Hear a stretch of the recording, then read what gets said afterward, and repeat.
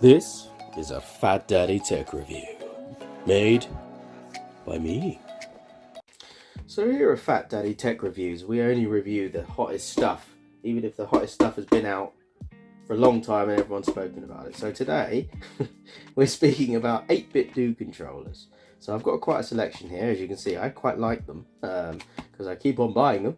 So I must do. The quality is incredibly good. It's a controller for your Switch. I use it for my Switch, my PC, and I use it on retro games, emulators, things like that. So they come in quite a few variants. I have quite a few variants of them.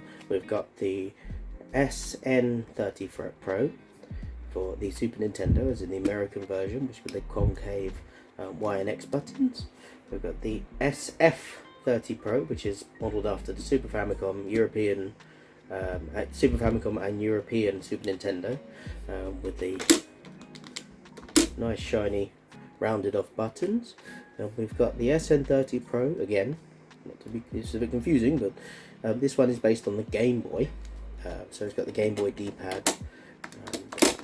They feel just like Game Boy ones. And then I've got an SN30 Pro wired, which has all of the effects of the other ones, but it does not have gyro.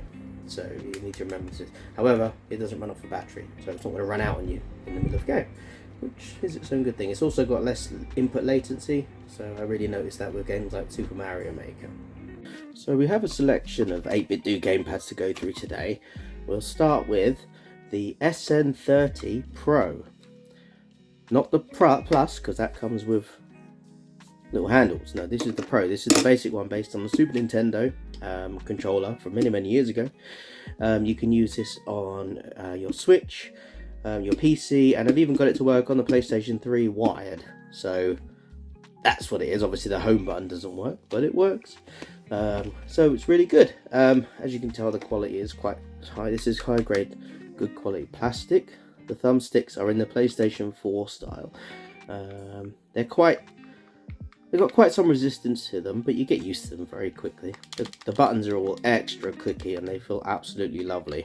Obviously you can't buy this version anymore, because Nintendo went after 8bitdo, because they were, copyright claiming them. It has shoulder buttons as well, so it can be used with modern games on the Switch. I've played games such as Sniper Elite with these. The motion controls are pretty good. In terms of the features of this controller, not only does it come with rumble, it's wireless, it's got its own battery in it which can be charged via USB-C, but it also has gyroscopic controls which are really good in this. Now the D-pads on these things need a little review of their own. So they do come in different variants. The newer ones tend to be better than the older ones, literally because the older ones had no protection between the different axes, so it was quite easy to roll them.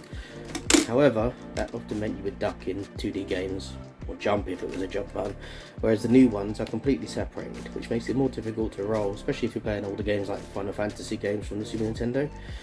However, it does make them easier to control platforming games with.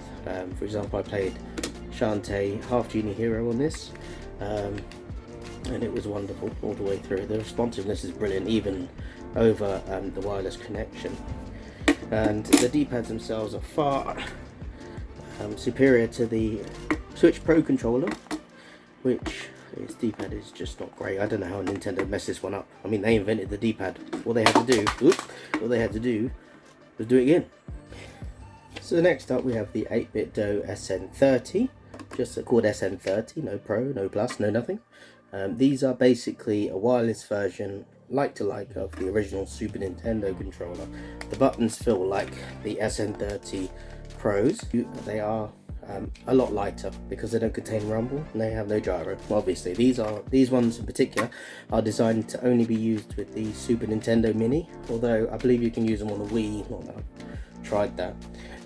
They are wireless. They have their own battery. You plug them in these little dongles. That there's almost no latency. However, it should be said, if you've got your mobile phone in between yourself and the dongle, it can interrupt the signal, which is a bit weird, presumably because my phone is using Wi-Fi, which is also 2.4 gigahertz, so that's something to bear in mind. But on the whole, they are very good. So this is an original Super Nintendo mini controller, which is the same as the Super Nintendo controller from back in the 90s. And as you can see, they are like for like the same layout, same everything, even the offset buttons, same thickness, and all in all they weigh pretty much about the same as well, even though this is obviously wired and this is not. In terms of battery, they last forever. I think they, God, goodness knows, I can't remember the last time I charged these things. Probably 40-50 hours out of one charge, easy, no problem at all. Mini USB, not micro USB or USB-C, so they're an older version, but there's nothing wrong with that. I mean, it's only for charging. You can play these wired into a PC, and I have done so with emulators.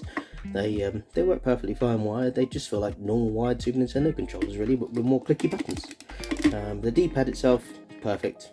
It's like the newest style on the Game Boy version of the SN30 Pro, or at least I believe it is. I could be wrong there. It just feels fantastic though. No problems with it whatsoever. Next up we have the 8bitdo M30 2.4 GHz version. Now this one you can be used with the Switch or the PC. I believe it can also be used for Mac. I'm not entirely sure, I don't have one. However, it also works off the 2.4 GHz bandwidth or bandwave, so it can be interrupted by mobile phone signals over Wi-Fi, but generally it's not a problem. Latency wise, it's almost nothing. It feels like a wired controller. It's quite a light controller, this one. The buttons all feel very nice. It's set out in a 6-button Mega Drive controller, but it's more like a Sega Saturn, I believe, controller. So yeah, it doesn't have Bluetooth in this one, whereas the other ones do have Bluetooth, I believe.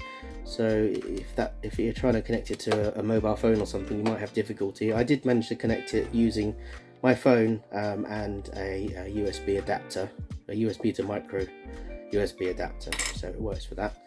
The D-pad is fantastic. It feels very much like the old Mega Drive D-pad I had when I was a child. And yeah, it's a good bit of kit. Bit light, but it doesn't feel quite as good quality as the SN30s.